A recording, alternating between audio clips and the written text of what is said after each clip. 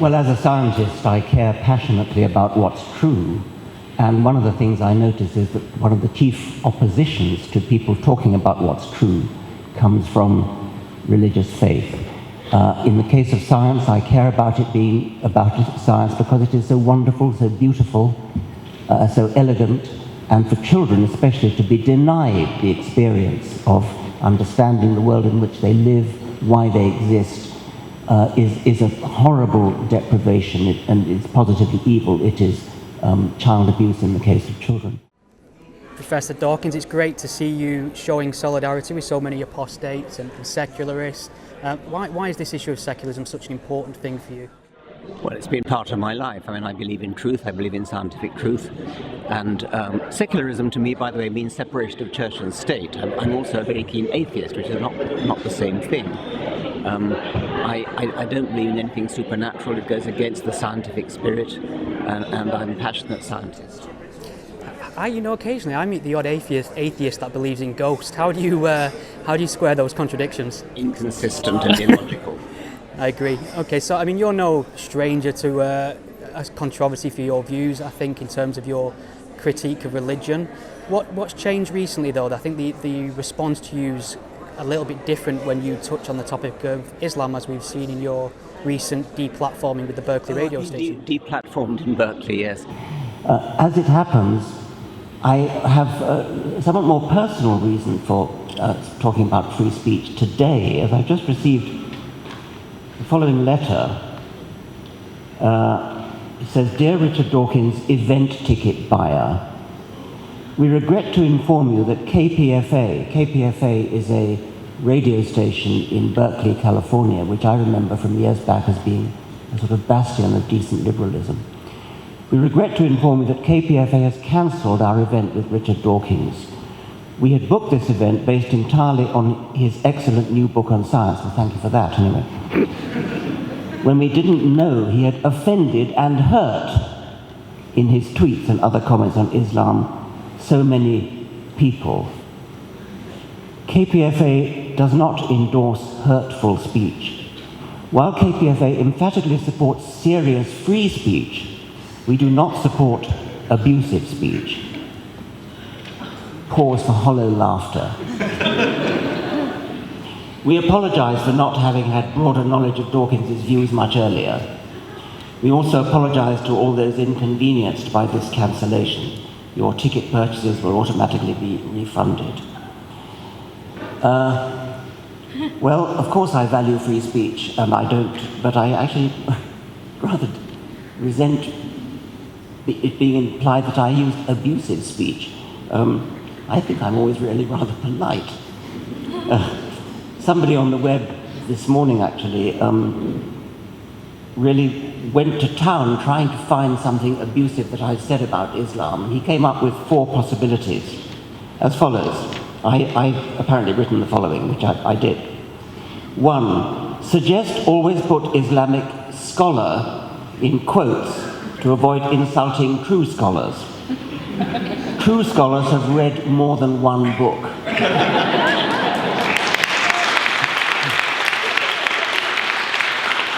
Well, that's just a joke. I could hardly call that abusive. 2, all the world's Muslims have fewer Nobel Prizes than Trinity College, Cambridge. They did great things in the Middle Ages, though. Well, that may be hurtful, but it is actually a matter of sober fact. 3, of course you can have an opinion about Islam without having read the Quran. You don't have to read Mein Kampf to have an opinion about Nazism. That's a logical point. I'd been accused of being unqualified to offer an opinion on Islam because I had never read the Quran all the way through. So my point was simply, all of us have an opinion about Nazism, and most of us haven't actually read Mein Kampf. You can have an opinion on Islam for all sorts of reasons, such as, for example, the film which we saw this morning, this horrifying, blood-curdling film we saw this morning. 4, it's been suggested that if Muhammad were alive today, he would be a member of ISIS. Interesting to hear Islamic scholars' take on this. Well, that is an offer of a discussion. I mean, of course, anybody's legally entitled to deplatform anyone they want to. There's nothing wrong with that. There's a lot wrong with it, but it's legally allowed. I think it's not so much a matter of freedom of speech that's at issue, it's freedom to listen. I mean, people had bought tickets to come and hear me talk about my book, Science in the Soul, and they've been sent their tickets back, and on really quite absurd grounds, which is that I said something that was abusive speech to Islam. I never said anything abusive. All I've done is point out the truth, which is that Islam is, like all other religions, is false. And I've said this in uncertain terms about Christianity, about all religions. But somehow Islam is given special treatment by what's been called the regressive left. And I think it's just bad taste. It's not illegal, it's just bad taste. Okay, I mean, I've read your open letter to the radio station. Have you had any response back? And if not, do you expect one? Dear KPFA, I used to love your station when I lived in Berkeley for 2 years, shortly after that beloved place had become the iconic home of free speech. That's referring to the free speech movement which made Berkeley famous in 1963. I listened to KPFA almost every day during those years, and I regularly contributed to your fundraising drives, grateful for your objective reporting and humane commentary while I participated in the People's Park and Vietnam War demonstrations. It was therefore a matter of personal sorrow to me to receive this morning your truly astonishing justification for deplatforming me. It was a personal sorrow. On the other hand, I also think it is a badge of honor. I am proud to be deplatformed by those ridiculous people.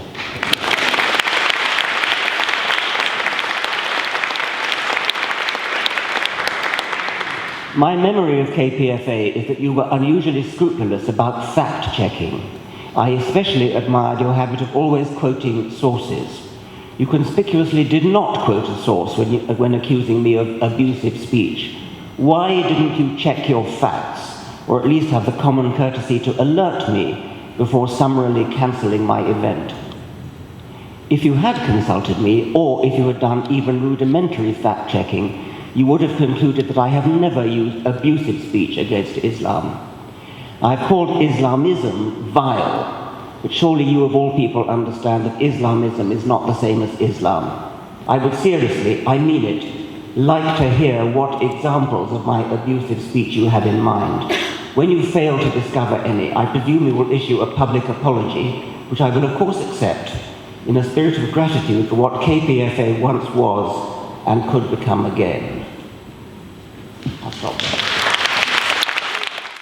I have not had a response from the radio station, and I do not expect one. Fair enough. Professor Dawkins, thank you very much for your time. Thank you. Well, my name is Sarah Haider. I work with ex-Muslims of North America, and to those of you who may not be familiar with the organization, I'll tell you a little bit. We are an organization of apostates. We operate in the United States and in Canada, and the heart of what we do is build communities for ex-Muslims. And I think many of you are probably really aware of the challenges of being an apostate, the challenges of being an ex-Muslim, even in the West. And particularly the social ostracism that can happen when there are people that are dissenting from within Muslim communities. So our view on how to create change is that communities are extremely important, that they are the grassroots, they are going to be the heart of what will make change happen. Sarah Haider of Ex-Muslims of North America, good to see you here in London. How are you? I'm doing great. Finally good to see you in person. Yeah, it's so strange because I'm seeing a lot of people now this is the first time I've ever seen them in 3D. real life. Yeah, It's amazing. It's like, oh wow, you're like a foot taller or a foot shorter than I thought you would be. So when you co-founded Ex-Muslims of North America, do you think it'd bring you here to London? No, I really didn't think it would grow as much as it did, but I'm so amazed to see the success of Ex-Muslims of North America and also of just the ex-Muslim movement in general. I mean, it's fantastic that this conference can even happen, that there's enough people that are interested and engaged and willing to be such an active part of this movement. I mean, it's thrilling and it's really encouraging. Yeah, I think it's good to mention the successes because I think we get bogged down a lot in the extremist elements. So what can you tell us about that in terms of progression? How much has the membership increased since you launched? Well, I don't know about the exact numbers of members, but I know that, we're now in 18 cities. We have local chapters, which is fantastic because that means that there's that many more local communities for people who are, they're in a small town and they'll drive a little bit out of their way, but not as far as it would have to be if they had to fly to a conference or anything like that for just to meet ex-Muslims. So it's amazing that there are so many out there, and they're willing to, say, okay, this is a little weird joining this organization, because with us we have to go through a screening process, and it can be kind of scary for ex-Muslims to put themselves out there like that, but they do it, and they do join, and they make friends, and they make community and kind of a family. And so I've seen many activists sort of sprout up from these communities, and I'm so encouraged to see this happen, and I hope that we can do something to increase this and create communities like this all across the world. I always value your work in the sense that you will call out the extremism on the far right, and you'll also clean house on the left as well. How do you feel about that battle with the left at the moment in terms of them addressing the problem of Islamism and listening to the concerns of secular liberal Muslims and ex-Muslims such as yourself? Well, in the United States, it always seems like 2 steps forward, 1 step back, at best.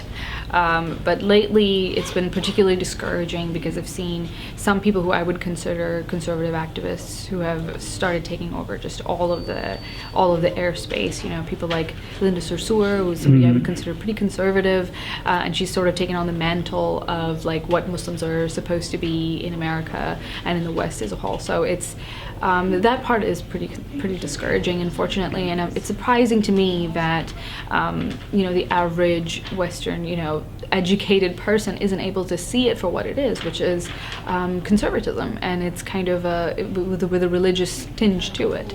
It's surprising to me that isn't visible right from the beginning, but it isn't, and unfortunately it seems like people like her are getting a lot of traction, and they're being listened to, and they're getting a broader platform. Meanwhile, people like Ayaan Hirsi Ali are continuing to be demonized. We should not only tolerate speech that we find offensive, but that there is a benefit to society to hear these offensive opinions. And this is such a unique idea, and it is such an important idea. And you can see how it relates to progress within the society as a whole. And you can see countries and communities all across the world where this idea is not adopted at all. This principle is not accepted. And you can see the reflection on human rights. But as far as things that we can do to discourage censorship, certainly we can work to eradicate blasphemy laws all over the world. Where can people go to find out more about your work? If you want to know more about me or more about ex-Muslims in North America, please go to our website. That's www.exmna.org. Or you can look me up on Twitter. My Twitter handle is Sarah the Haider. It's a little strange.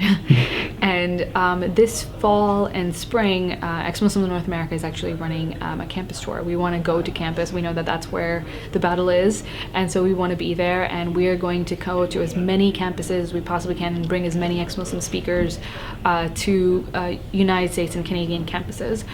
So if you want to watch out and see what's going on with that tour, the website is www.exmuslimtour.com. That'll be excellent. I think having a presence on campus will be spectacular. Have you considered or looked into the potential security cost and risk that tend to follow these things around in the States at the moment? Yeah, unfortunately, it is kind of a risk from a security perspective, and there's definitely heavy costs to be paid, but we need to do it.